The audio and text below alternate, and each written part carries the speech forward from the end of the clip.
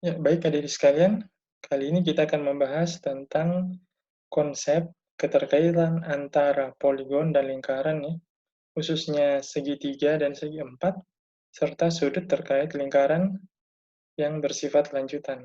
Oke, kita mulai dari definisi dulu. Definisi 9.1, garis singgung adalah garis yang hanya menyentuh suatu lingkaran di tepat satu titik. Satu titik tersebut dinamakan titik singgung. Ya, adik-adik sekalian, untuk konsep garis singgung, ini juga kita dapat ekstensifkan ya, bukan hanya garis, tapi terdapat juga ruas garis ataupun sinar garis yang menyinggung lingkaran ya.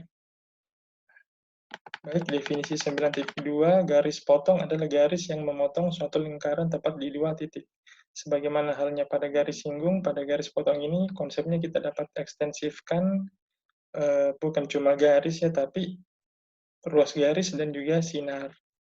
Oke, untuk lebih jelasnya kita lihat gambar 9.1.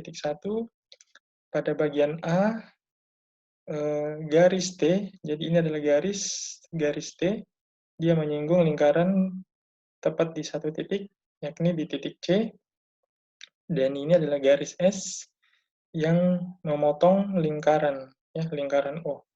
Oke, selanjutnya pada bagian B, gambar bagian B, ini adalah ruas garis singgung yang menyinggung lingkaran di titik T, dan ini adalah sinar ya, perhatikan ini adalah sinar garis CD yang memotong lingkaran di titik E dan titik F.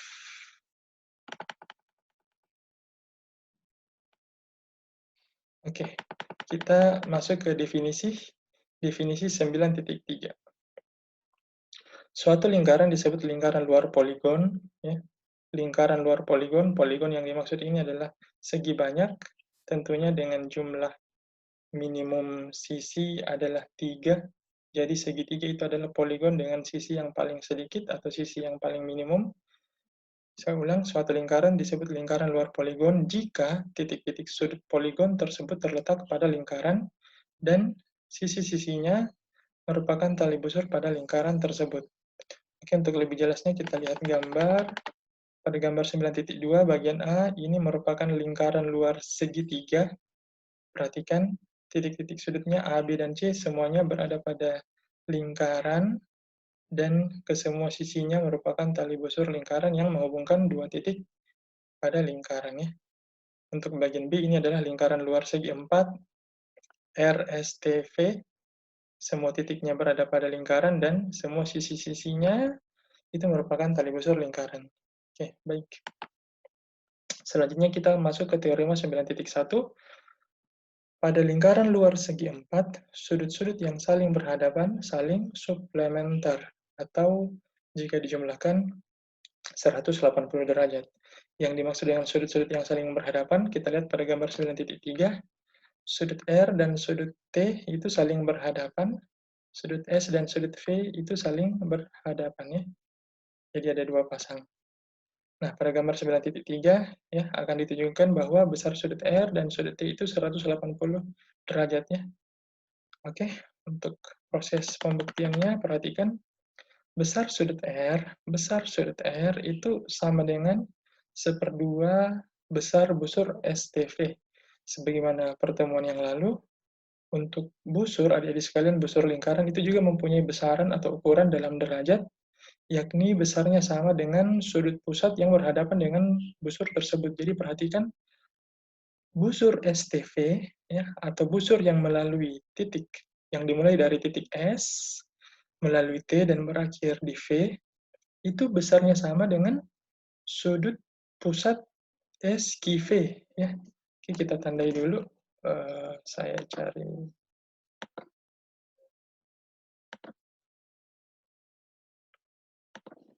Oke, kita hubungkan SQ ya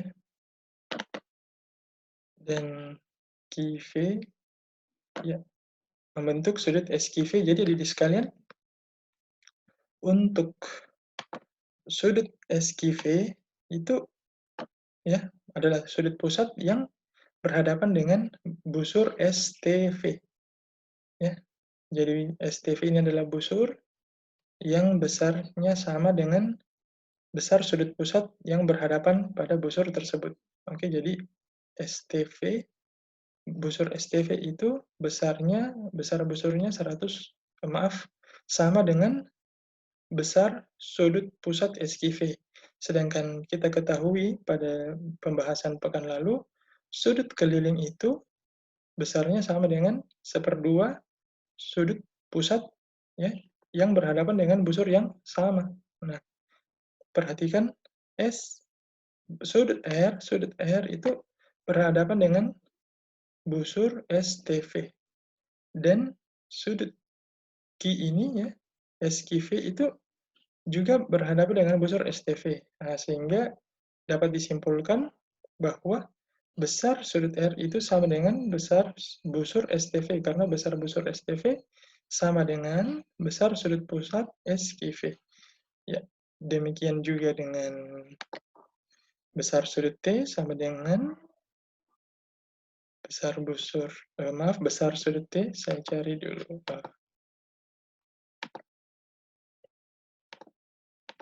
Jadi besar sudut T tentunya itu sama dengan 1/2 besar busur SRV. Kenapa? Karena sudut T ini berhadapan dengan busur SRV, sehingga dia besarnya 1/2 kali besar busur SRV. Jadi adik sekalian, dari persamaan 1 ditambah persamaan 2, maka diperoleh besar sudut R tambah besar sudut T sama dengan 1/2 besar busur STV tambah 1/2 besar busur SRV. Nah, adik sekalian, busur STV dan busur SRV itu merupakan satu lingkaran penuh yang tentunya besar busurnya 360 derajat, ya. Jadi dia kali 1/2 sama dengan 180 derajat. Maka terbukti bahwa sudut R dan sudut T itu saling suplementer. Oke, kita lanjut. Definisi 9.4. Kita hapus dulu ininya, ya.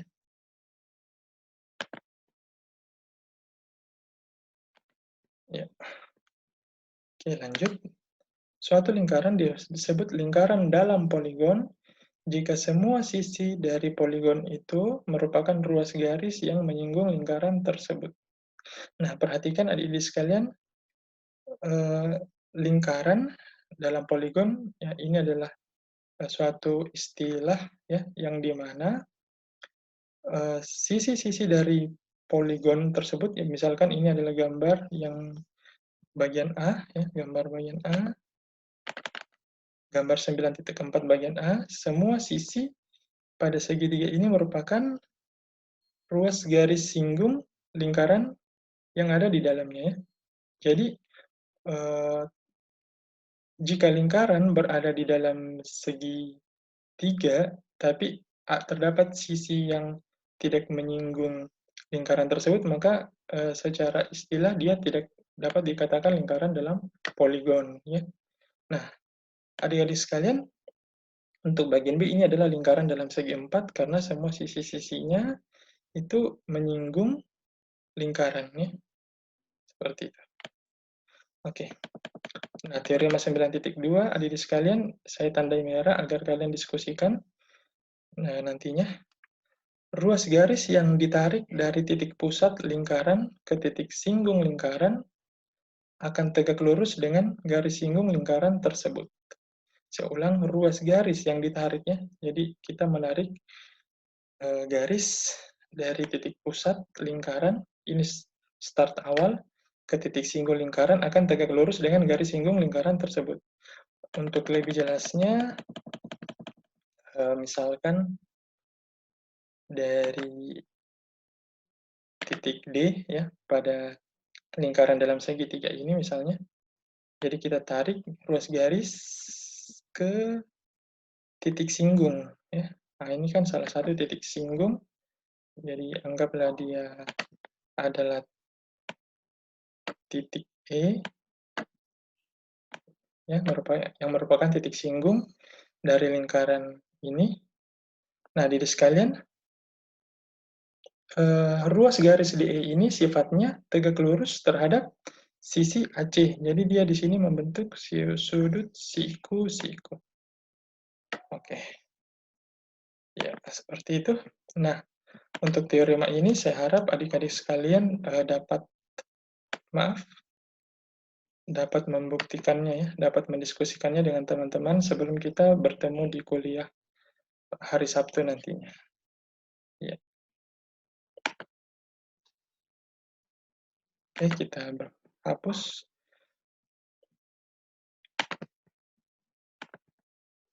Baik, kita lanjut. Contoh soal 9.a. Suatu pesawat luar angkasa diterbangkan dan mencapai posisi 5 mil di atas permukaan bulan. Oke, jadi ada pesawat terbang dan mencapai posisi 5 mil di atas permukaan bulan ya. Jadi pesawat ini tidak berada di dalam bulan, tapi berada di atas ya. Dia tetap berada di luar dan berada di atas permukaan bulan. Oke. Nah, selanjutnya jika jari-jari bulan diketahui 1080 mil, itu jari-jarinya, tentukan berapa jarak cakrawala bulan ya yang dapat maaf dilihat oleh awak di pesawat tersebut. Jadi adik-adik sekalian, saya terangkan visualisasinya. Jadi misalnya pada gambar 9.5 ini ya, yang sebelah kanan ini adalah bulan, kalian berada di atasnya. Nah, cakrawala itu ya merupakan bagian ya pembatas antara bulan dan langit. Jadi cakrawala yang dimaksud itu adalah yang ini, adik-adik sekalian. Jadi saya tandai biar lebih jelas ya. Jadi yang dimaksud dengan cakrawala adalah bagian yang ini. Nah ini ya, maaf gambarnya tidak terlalu rapi, tapi saya harap kalian bisa memahami ya bahwa cakrawala yang dimaksud itu adalah bagian pembatas ya dari pandangan kita ya. Jika kita memandang maka terdapat batas antara bulan dan langit. Nah, ini bulannya ya yang saya tanda biru dan langit ini yang berwarna hitam. Sama halnya jika kalian melihat sunset tentunya di sore hari ya menjelang senja begitu cakrawala itu adalah bagian di mana kalian melihat matahari telah terbenam dan membentuk suatu garis merah. Nah, itulah yang dinamakan dengan cakrawala. Tapi kalau cakrawala bulan, jika kita melihat cakrawala di luar angkasa, maka baik, disebut bagian yang menjadi pembatas antara bulan dan langit. Ya, seperti itu. Oke, kita clear. Oke, lanjut. Nah, adik-adik sekalian, visualisasi gambar untuk kondisi pada soal ya. Jadi, untuk titik ini yang saya tandai ini merupakan posisi pesawat ya, di mana awak pesawat berada. Ini adalah pusat bulan ya, pusat bulan. Dan jarak yang dimaksud, jadi ini adalah cakrawalanya, ya kan? Jadi ini adalah cakrawalanya. Ya, perhatikan adik-adik sekalian, awak melihat cakrawala sifatnya seperti garis singgung, ya kan? Nah, seperti itu. Sehingga berdasarkan teorema 9.2, ya, ruas garis yang ditarik dari titik pusat ke titik singgung itu sifatnya tegak lurus, ya, terhadap garis singgung. Jadi adik sekalian, kalau kita lihat jarak dari titik pusat ke titik singgung itu 1080, jarak dari titik pusat ke pesawat itu tentunya 1080 ditambah 5. Kenapa? Karena pesawat berada 5 mil di atas permukaan bulan. Jadi ditambahkan lagi dengan 5, sehingga yang kita cari adalah T. Nah, dari teorema Pitagoras, didapatkan T itu sama dengan akar pangkat 2 dari 1085 kuadrat kurang 1080 kuadrat didapatkan kurang lebih 104 mil. Ya. Oke, itu adalah contoh soal yang berkaitan dengan teorema 9.2 tadi ya. Oke, sekarang teorema 9.3. Panjang jari-jari lingkaran dalam segitiga adalah R sama dengan AT dibagi S, di mana AT itu adalah luas segitiga dan S adalah setengah keliling dari segitiga. Jadi R itu adalah jari-jari lingkaran, AT itu adalah luas segitiga, dan S itu adalah setengah keliling segitiga. Oke, untuk buktinya kita lihat gambar 9.6. Jadi ini adalah lingkaran D, ya, lingkaran D merupakan lingkaran dalam segitiga ABC, ya. Nah, kita membagi segitiga ABC ini ke dalam 3 bagian, ya. Perhatikan, saya tarik ruas garis dari A ke D, B ke D, C ke D, ya. Nah, maka diperoleh 3 segitiga kecil, yakni ADB, ADC, dan BDC. Nah, sehingga dapat disimpulkan luas segitiga ABC itu luas segitiga ADB tambah luas segitiga ADC tambah luas segitiga BDC. Nah, perhatikan, luas segitiga ADB itu seperdua AR. Nah, perhatikan adik-adik sekalian, segitiga ADB, ya, ADB itu luasnya seperdua kali alas.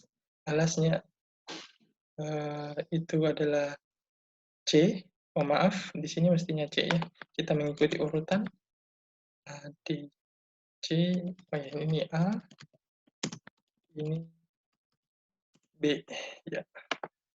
Jadi adik-adik sekalian, seperdua CR itu diperoleh dari seperdua kali alas kali tinggi. Perhatikan,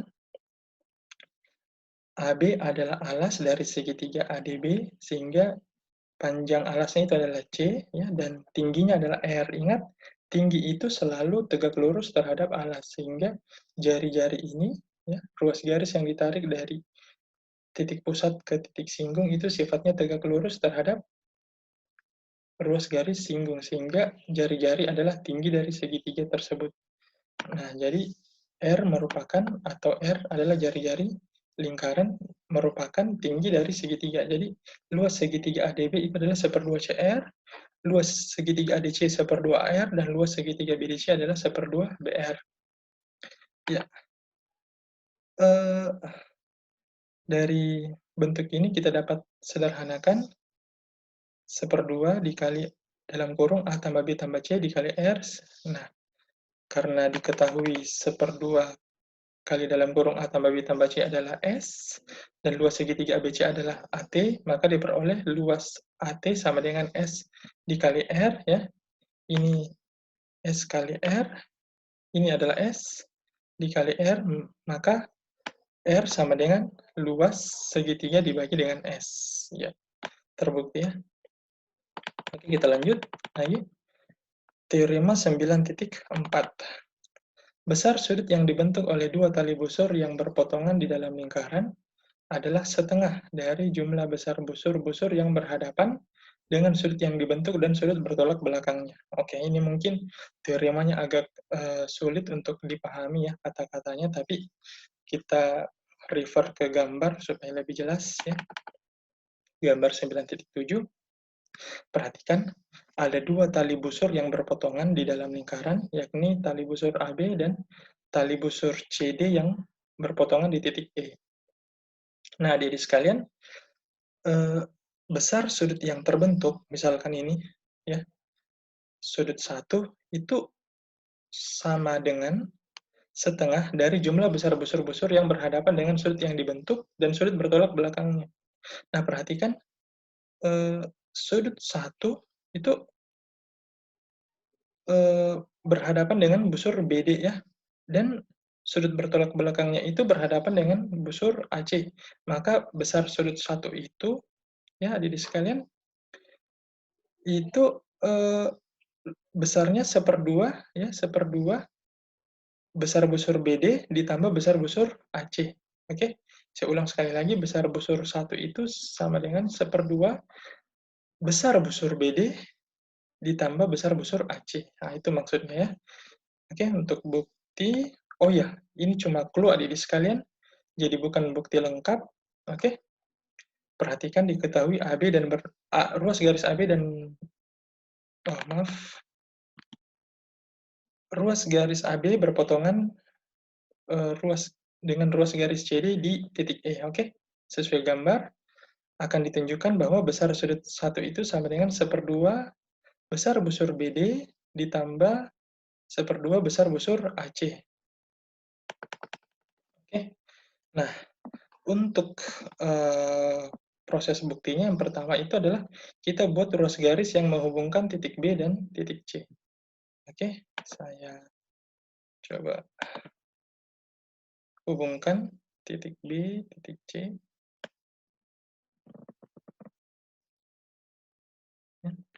Nah, dari konsep sudut segitiga yang pernah kita pelajari, perhatikan sudut satu ini merupakan sudut eksternal ya atau sudut luar dari segitiga EBC sehingga sudut satu ini besarnya sama dengan besar sudut B,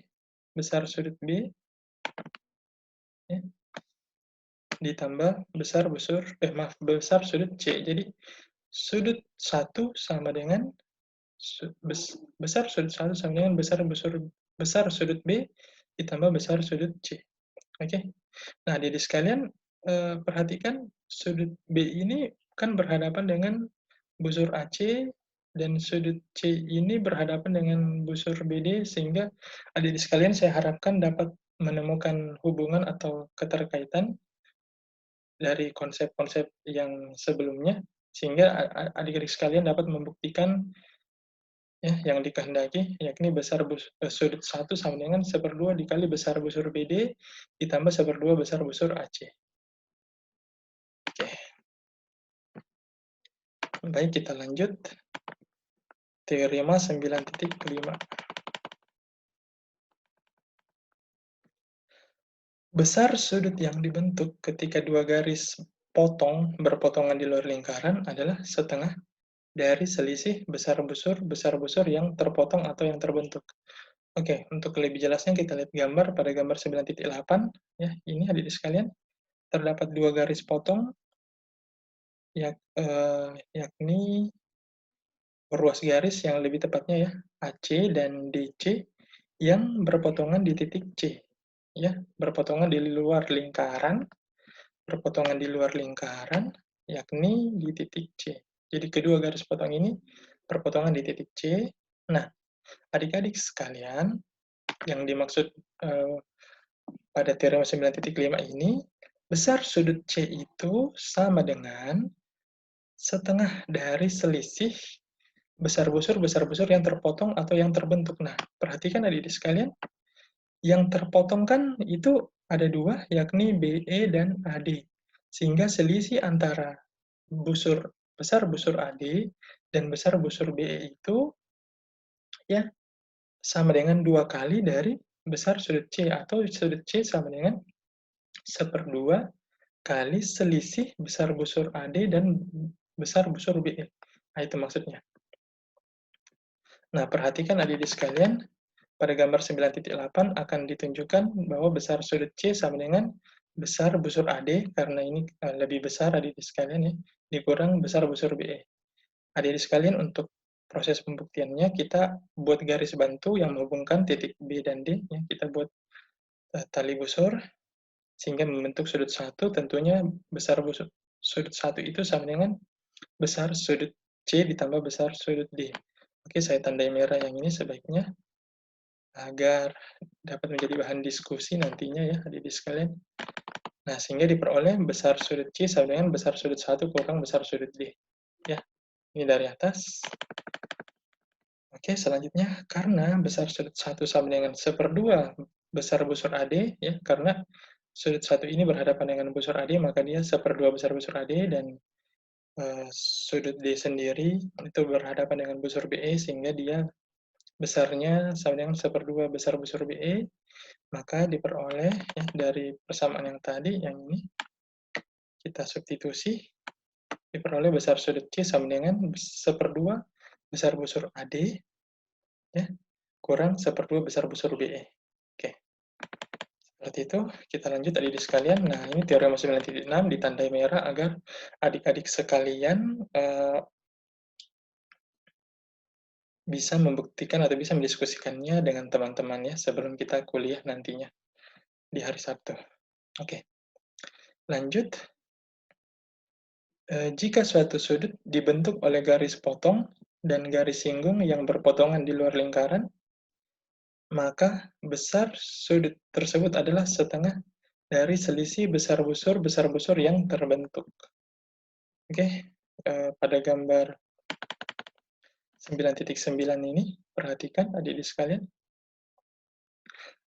yang dimaksud dengan teorema tadi adalah terdapat suatu garis potong ya, ini garis potong, ini garis singgung ya, satu garis potong, satu garis singgung berpotongan di luar lingkaran yakni L. Nah, besar sudut L itu adalah 1/2 ya, dikali selisih besar busur HJ. Jadi ini HJ ini adalah salah satu busur yang terbentuk ya, JH atau HJ sama saja, dan dikurangi dengan besar busur JK. Nah, itu ya, adik-adik sekalian. Oke. Nah, oh ya, clue buktinya. Jadi pada gambar 9.9 mestilah ditunjukkan bahwa besar sudut L, ya, besar sudut L itu sama dengan 1/2 dikali besar busur HJ dikurang 1/2 dikali besar busur JK. Oh ya, adik sekalian perhatikan besar sudut J ini ya, untuk clue-nya. Besar sudut J, saya tandai. Besar sudut J itu, atau sudut J itu, dia berhadapan dengan busur JK. Ya, adik-adik sekalian. Jadi, sudut J ini, dia berhadapan dengan busur JK. Oke, jadi adik-adik sekalian bisa menarik kesimpulan jika sudut J ya, pada segitiga LJK ini, dia sudut J-nya berhadapan dengan busur JK. Oke, nah seperti itu. Nah, perhatikan adik-adik sekalian, sudut K itu berhadapan dengan busur HJ. Oke, nah jadi itu adalah clue-nya dan saya harap adik-adik sekalian dapat menemukan keterkaitan dari yang saya jelaskan dan mampu membuktikan teorema ini ya. Teorema berapa tadi? 9.6. Oke, itu adalah clue. Sebelum kita lanjut, kita bersihkan dulu. Iya. Oke, kita lanjut. Teorema 9.7. Jadi adik-adik sekalian mulai dari teorema 9.5 ya, 9.6, 9.7 itu mirip ya, hampir sama. Jadi pada teorema 9.5 itu dia ada dua garis potong. Kalau teorema 9.6 ada satu garis potong dan satu garis singgung. Kalau di teorema 9.7 itu kedua-duanya garis singgung. Ya. Nah, dan inti teoremanya itu sama. Ya. Kita baca teorema 9.7, jika suatu sudut dibentuk oleh dua garis singgung yang berpotongan di luar lingkaran, maka besar sudut tersebut adalah setengah dari selisih besar busur yang terbentuk. Nah, adik-adik sekalian, kita lihat saja gambar 9.10. Ruas garis singgung ya, itu ada dua di sini, yakni AB dan BC. Ya, yang masing-masing menyinggung lingkaran yang ini, dan mereka berpotongan di luar lingkaran, yakni titik B. Busur yang terbentuk adik-adik sekalian, yakni busur ADC. Kenapa di sini kita butuh titik tambahan untuk ini ya, untuk e, menghilangkan ambiguitas. Kenapa? Karena jika tidak ada titik D, hanya ada 2 titik saja pada lingkaran, yakni AC. Busur AC, ini busur AC yang ini, yang saya tandai, itu adalah busur yang terbentuk dan juga busur AC ini. Nah, dua-duanya mempunyai nama AC, makanya kita butuh titik tambahan, yakni titik D, sehingga dapat membedakan bahwa busur ADC itu tidak sama dengan busur AC. Busur AC yang di kanan itu tidak sama dengan busur AC yang di kiri, sehingga kita butuh titik D. Jadi ini adalah busur ADC, dan ini adalah busur AC. Sehingga dapat diperoleh kesamaan besar sudut besar sudut B, ya. Besar sudut B ini sama dengan 1/2 besar busur ADC dikurang besar busur AC. Oke. Dan saya harap adik-adik sekalian mampu membuktikan ya teorema 9.7 ini. Ini juga tidak ada clue, sehingga adik-adik sekalian mesti belajar dengan baik. Oke, latihan. Ya, dan latihan ini adik-adik sekalian, saya harap mampu juga adik-adik sekalian kerjakan ya di rumah masing-masing. Oke, saya tandai merah. Baik. Jarak Fardi ke pintu masuk suatu taman sirkus yang berbentuk lingkaran adalah 45 meter ya. Jika sudut yang dibentuk oleh Fardi dan 2 garis singgung yang ditarik ke lingkaran tersebut adalah 60 derajat seperti pada gambar 9.11. Jadi adik-adik sekalian ada 2 garis singgung ya, ini ya, garis yang ini dan garis yang ini itu titik sudutnya anggaplah di sini ya. Pada posisi dari Fardi itu besarnya 60 derajat. Dan telah diketahui sebelumnya bahwa jarak antara Fardi ke pintu, nah ini pintunya itu sepanjang 45 meter. Hitunglah diameter dari taman sirkus tersebut. Ya. Baik adik-adik sekalian, mungkin ini agak sulit, jadi saya berikan clue adik-adik sekalian ya.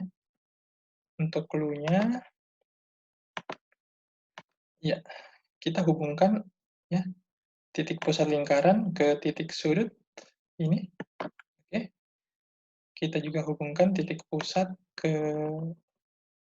titik singgung ya, ke titik singgung ini juga adik-adik sekalian. Oke. Oh iya adik-adik sekalian, pintu ini ya, ini pintu itu merupakan posisi pintu atau pintu ini adalah titik singgung dari lingkaran ini ya. Oke, ya.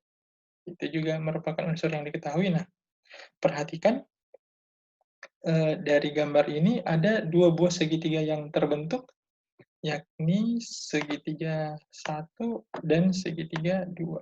Iya. Nah, coba adik sekalian, untuk clue-nya buktikan bahwa segitiga 1 itu kongruen dengan segitiga 2. Ya, itu clue-nya, dan saya harap clue ini dapat membantu adik-adik sekalian dalam menyelesaikan soal latihan ini. Oke? Demikian pertemuan kita kali ini, maksudnya pembahasan materi ya, karena kita nanti akan bertemu pada kuliah daring di hari Sabtu. Ya, assalamualaikum warahmatullahi wabarakatuh dan selamat sore.